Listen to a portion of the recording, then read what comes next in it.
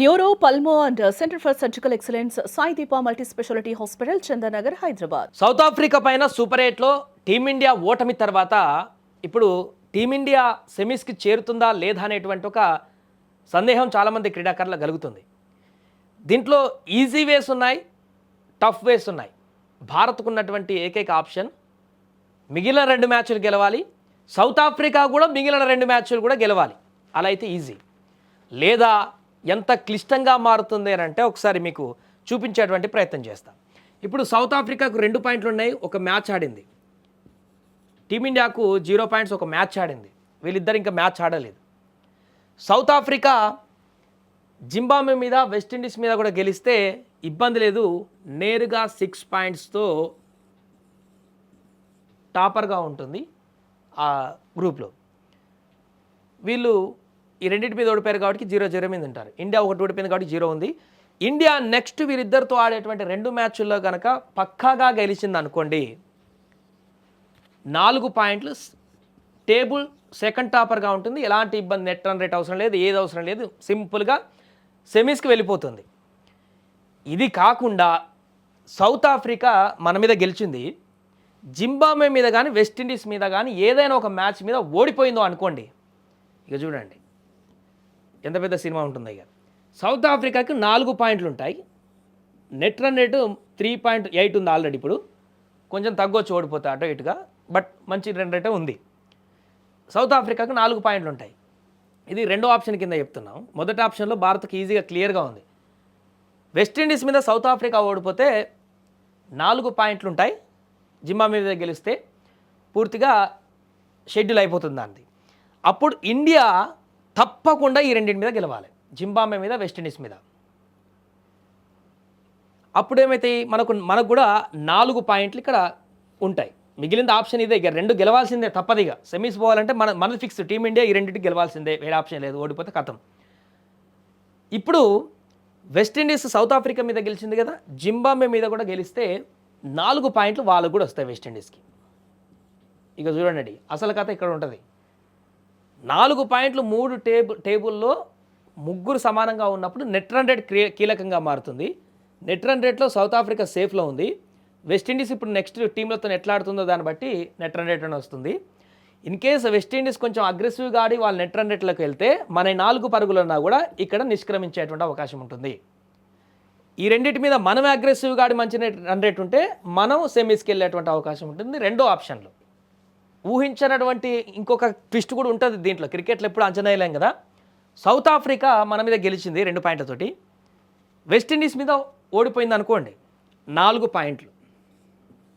Zimbabwe మీద గెలుస్తుంది ఎట్లాగనుకుంటే 4 పాయింట్లు.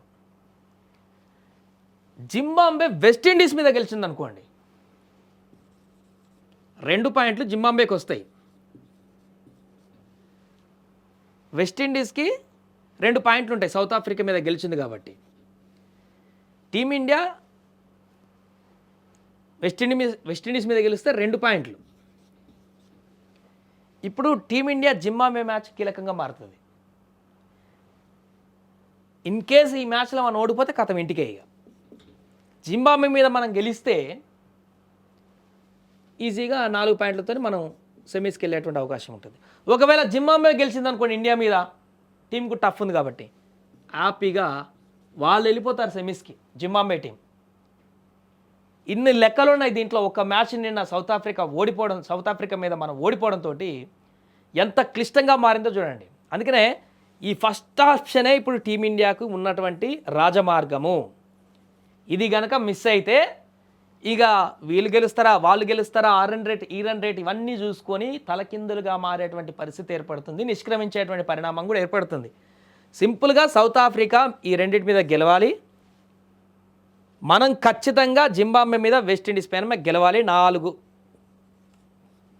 పాయింట్లు సాధించాలి అంతే. ఇక ఇన్ కేసు సౌత్ ఆఫ్రికా వీళ్ళ మీద గెలుస్తుందా, ఓడిపోతుందా, ఇవన్నీ పక్కన పెట్టినా కూడా ఈ రెండింటి మీద, జింబాబ్వే, వెస్టిండీస్ మీద పక్కాగా మనం అగ్రెసివ్గా ఆడి ఇప్పుడు -3.8 ఉన్నటువంటి నెట్ రన్ రేట్ని ప్లస్లోకి తీసుకువెళ్ళాలి. అంటే జింబాబ్వే పైన ఒక 70-80 పరుగులతో గెలవాలి, వెస్టిండీస్ పైన ఒక 30-20 మార్జిన్తో గెలవాలి. లేదా సెకండ్ బ్యాటింగ్ తీసుకుంటే 15 ఓవర్లకు ఎక్కువ వికెట్లు పడకుండా 15-18 ఓవర్లకి కంప్లీట్ చేయాలి మ్యాచ్లు. అప్పుడు నెట్ రన్ రేట్ ప్లేస్లోకి వస్తుంది.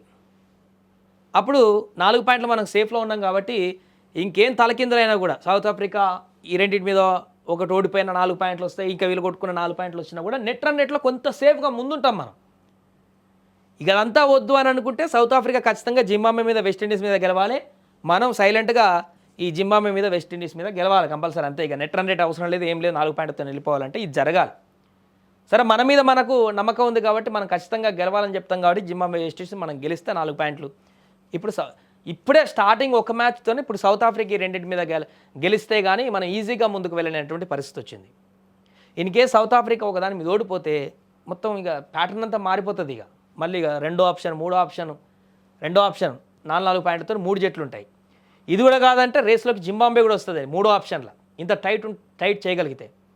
ఏదేమైనా ఒక్క మ్యాచ్ ఓడిపోవడంతో సౌత్ ఆఫ్రికా మీద టీమిండియా సూపర్ 8లో చూడండి ఎంత దారుణమైనటువంటి పరిణామాలు ఏర్పడుతున్నాయో. ఒకటే ఆప్షన్, మిగిలిన 2 మ్యాచ్లు టీమిండియా అద్భుతంగా బ్యాటింగ్ చేసి బౌలింగ్ చేసి గెలవాల్సిందే ఎక్కువ మార్జిన్ తోటి. లేదు అని తడబడారా కథం, సూపర్ 8తోనే వెనక్కి వచ్చేటువంటి ఆప్షన్ ఉంటుంది. ఇవన్నీ రేర్గా జరుగుతుంటాయి ఈ ఫీట్లు. ఇదే మనకున్న రాజమార్గం. ఈ మ్యాజిక్లు దగ్గరకు పోకుండా ఈ యొక్క రాజమార్గంలోనే వెళ్ళాలంటే నెక్స్ట్ 2 మ్యాచ్లు మంచి అగ్రెసివ్గా గెలిస్తే టీమిండియాకి ఎలాంటి ఇబ్బంది లేదు. చూద్దాం మరి మన ప్లేయర్లు ఏ రకంగా ఆడతారో మిగతా 2 మ్యాచ్లు.